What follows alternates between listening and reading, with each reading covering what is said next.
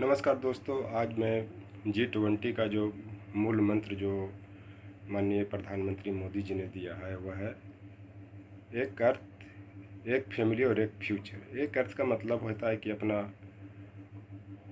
पृथ्वी को, अर्थ को सुरक्षित रखने, अपने घर को सुरक्षित रखे, अपना पर्यावरण को सुरक्षित रखे।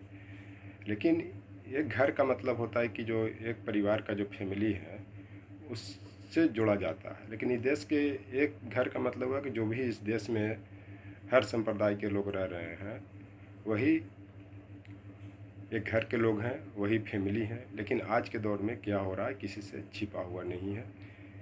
किस तरह से आज देश में जो घटनाएं घट रही है, खास करके हिंदू मुस्लिम जो सांप्रदायिक सौहार्द बिगड़ रहे हैं और जो हिंदुत्व का चोला ओढ़ करके जो इस देश को शायद विभाजन के बाद इतना बड़ा त्रासदी नहीं झेलना पड़ा जो आज झेल रहे हैं लोग, जो सब एक दूसरे से डरे हुए हैं और कितनी दूरी बन गई एक दूसरे के बीच में। ये इसका मुख्य कारण उग्र हिंदुत्व को कह सकते हैं।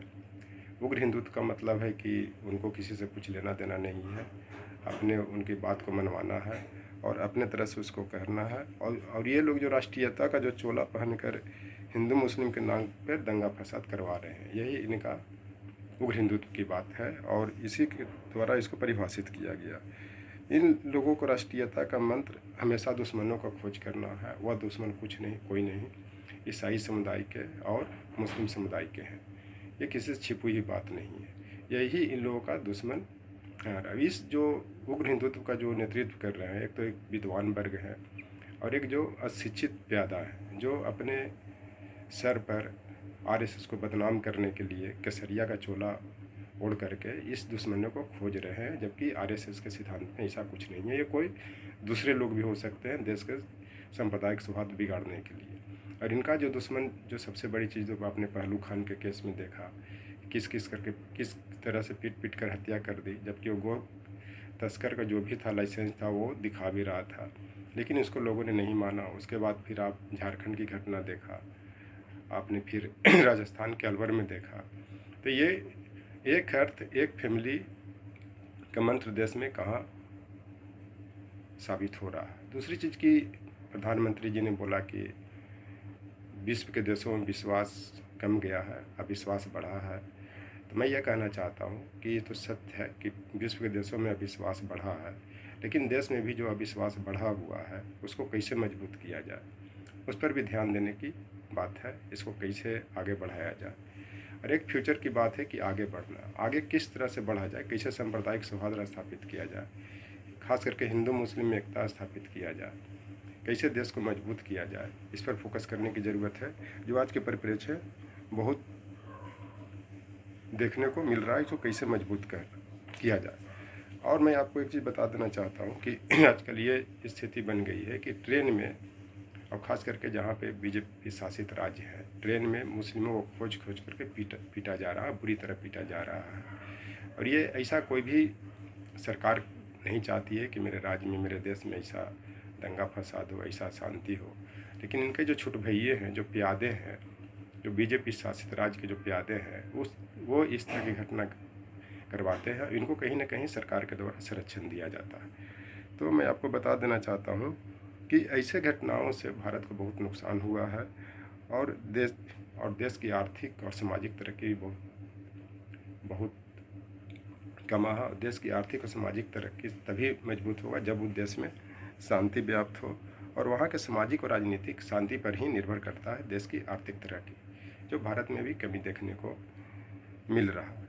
किंतु सच्चाई यह है कि भारत के जो परिवार है, जो कुटुंब है, उसमें दरार बहुत बड़े पैमाने पर पड़ चुका है। जो वसुधैव कुटुंबकम के जो नारा की बात करते हैं, वो नारा फ्लॉप हो रहा है। पहले विश्व के जगह पे भारत के जो कुटुंब हैं, जो भारत के परिवार हैं, जो भारत के जो 7 संप्रदाय हैं, हिंदू मुस्लिम सिख ईसाई बौद्ध जैन यहूदी, उस समय सांप्रदायिक सौहार्द स्थापित करने की बात है। तभी वसुधैव कुटुंबकम की जो नीति है वो चरितार्थ होगा और आगे बढ़ाया जाएगा। तो मैं एक चीज़ और मैं बता देना चाहता हूँ आपको कि पूर्व और पश्चिम के देशों में भी जो जो कॉन्सेप्ट आया है आजकल कि पूर्व पश्चिम और पूर्व के पश्चिम मतलब डेवलप कंट्री, पूर्व मतलब जो विकासशील देश हैं जो, या अल्पविकसित देश हैं उसको भी कहते हैं, इसे उत्तर दक्षिण का भी देश कहते हैं। उसमें भी इस कारण बोला जाता है कि क्योंकि पश्चिम के देश जो है वो पूर्व के देशों पर ध्यान नहीं देते हैं। उसी तरह से आज के दौर में जो भारत में जो परिप्रेक्ष्य चल रहा है, जो खास करके बीजेपी के शासित जो देश हैं, भारत जो देश है, वहाँ ये पश्चिम मतलब जो यहाँ पे जो कैपिटलिस्ट हैं उसको संरक्षण दिया जा रहा है, जो हिंदुत्व के चोला ओढ़ करके जो चल रहे हैं उनको संरक्षण दिया जा रहा है। अब पूर्व के मतलब जो गरीब वो हैं, जो समाज के दबे कुचले लोग हैं, जो अपने को सुरक्षित महसूस कर रहे हैं। तब पूर्व पश्चिम और पूर्व के देश तो बोल देते हैं, लेकिन पहले बोलने के पहले ये देखना चाहिए कि पश्चिम और पूर्व की तुलना भारत के संप्रदायों के बीच, भारत के गरीब जनता अमीर के बीच कैसे की जा सकती है। तो यहाँ जो भारत में अमीर वर्ग पश्चिम देश के प्रतीक है, गरीब जनता जो पूर्व देश की प्रतीक है। खास करके ये जो गरीब जनता जो खास करके जो है ओबीसी SC ST माइनॉरिटी हैं, उनका क्या हाल बना हुआ है कि किसी की बेटी बहू भी आबरू सुरक्षित नहीं है। एक तरफ तो आप महिला बिल की लोकसभा विधानसभा में महिला बिल को ला करके नारी बंधन शक्ति अधिनियम बना करके आरक्षण देते हैं, दूसरी तरफ इनकी सुरक्षा की बात नहीं करते। इनको पहले कैसे सुरक्षित किया जाए, इस पर ध्यान देने की ज़रूरत है।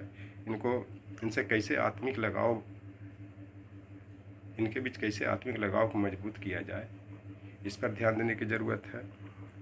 समानता कैसे आए, जिस तरह से अब पश्चिम और पूर्व के देशों में समानता लाने की बात कर रहे हैं, तो देश में समानता कैसे लाई जाए, इस पर ध्यान देने की ज़रूरत है। लोग सुरक्षित कैसे महसूस हो, इस पर ध्यान देने की ज़रूरत है। सांप्रदायिक सौहार्द कैसे स्थापित हो, राष्ट्रीय एकता अखंडता कैसे मजबूत हो, धर्मनिरपेक्ष और समाजवाद की नारा को कैसे बुलंद किया जाए, इस पर ध्यान देने की ज़रूरत है।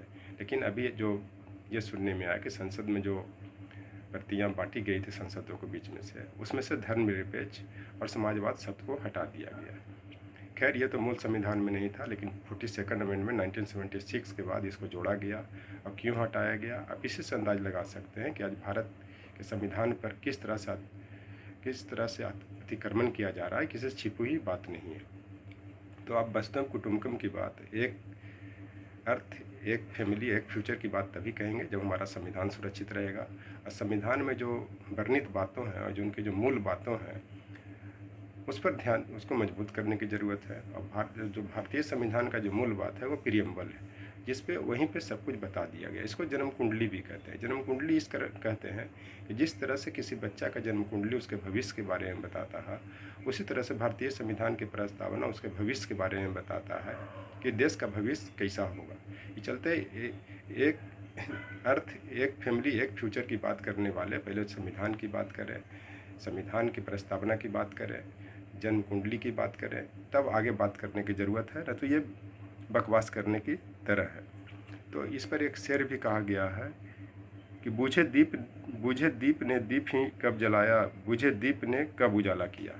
मेरा कहने का मतलब है कि जब यहाँ पे दीप ही बुझा हुआ है, मतलब जब जो प्रकाश आना चाहिए, प्रकाश उससे आता है, सामाजिक समानता से आता है, धर्मनिरपेक्षता से आता है, समाजवाद से आता है।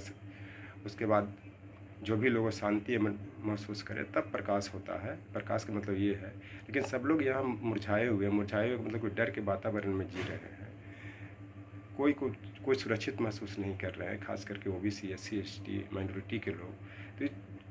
तो बुझे हुए दीप से प्रकाश कैसे आ सकता है, इसको प्रज्वलित करने की ज़रूरत है। कैसे प्रज्वलित करेंगे ये सबको पता है, सब चाहते हैं कैसे प्रज्वलित हो, लेकिन खास करके जो रक्षक ही भक्षक बन जाता है, तो बुझा हुआ दीप कभी प्रकाश नहीं कर सकता। उसमें तभी प्रकाश हो सकता है कि जब उसमें जो रिसोर्सेज है उसको डाला जाए, कानून व्यवस्था को मजबूत किया जाए, तभी ये मजबूत हो सकता है। इस पर भी एक और शेर कहा गया है, कहानी तो अपनी बहुत है ही छोटी, मगर हर तरह खुद को ढाला किया। कहानी तो सबकी छोटी लगती है कि ये लोग बोलते हैं कि अरे ये सब छोटी छोटी घटनाएं होते रहती हैं, लेकिन जिस पर बीतता है, जिसके घर में मरता है, उसको पता चलता है कि कहानी कितनी बड़ी है। ये लोग तो जुमला ही बता देते हैं। जुमला का मतलब होता है कि चालबाजी, बातें करना, चालबाजी से अपना काम निकालना। ये लोग अपनी इस तरह की छोटी छोटी कहानी बना करके, वोट बैंक की राजनीति करके ये करके अपनी सरकार बनाते हैं। फिर इस छोटी छोटी घटनाओं को बता करके ये देश के संविधान से लेकर के देश के लोगों पर किस तरह से अतिक्रमण किया जा रहा है, क्या देश में घटना घट रही है, किसी से छिपी हुई बात नहीं है। तो एक अर्थ, एक फैमिली, एक फ्यूचर का जो मंत्र है तभी चरितार्थ होगा जब पहले आप देश में इस तरह की बातें करना चाहेंगे और इस तरह की बातों को इम्प्लीमेंट करना चाहेंगे। मैं सरकार से यही उम्मीद करता हूँ। Thank you.